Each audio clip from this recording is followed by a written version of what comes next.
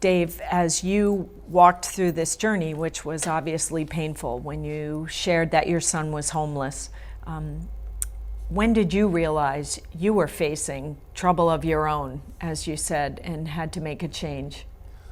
Well, I think the moment of the absolute moment of clarity was on the front porch that one night. But leading up to that, it had gotten to the point where, just shy of being curled up in the fetal position on the floor, and I use that kind of as a descriptor, but it was that way. It was very difficult to get out of bed. It was very difficult to function. I just felt I could feel that I didn't have any strength left to do anything, and not that I wanted to harm myself or any of that, the suicidal tendencies. But let's be real clear: is that if there was a way to escape that in another means, I would have taken the exit ramp first chance. That's when I knew that I was trying to find a way to get out of the life I was living, almost desperately.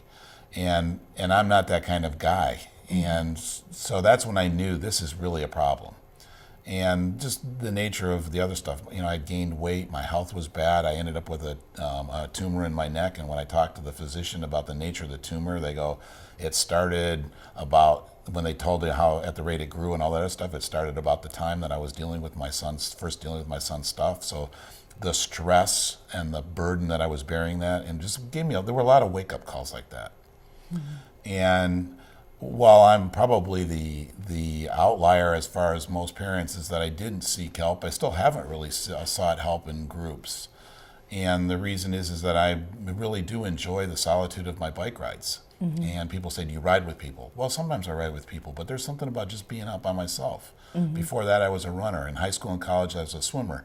So I solved my problems by going out and just being alone and thinking through it. And that doesn't mean I don't listen to people. It doesn't mean I don't engage people.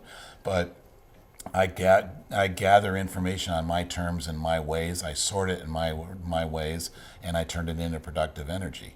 Some people need to be around others to hear what they're doing and not feel alone. And I think that's wonderful, and it's important that you do it. I was the guy who could figure out how to do it. I think it really comes back, like I said, to my career as a swimmer. 8 years swimming in a pool, 2, 3, 4 hours a day by yourself, you learn to solve a lot of problems. But I do hear you saying you're traveling the country to talk to other people. Yes. And share your story. It's very important because we're not alone. And even though I chose to be alone, there was a moment, and we do talk about this in the 100Pedals process, is one of because we talk about 4 wheels of personal recovery, and one of them is practicing humility. And practicing humility is lowering the barriers of your ego and raising up your vulnerability to the point where you can ask for help and say, I can't do this alone. So even I know that I can't sit there and hole up in a corner and say, I'll figure it out. I did talk to people, but I talked to people in my own terms and my own ways. It's the only way we can get through this.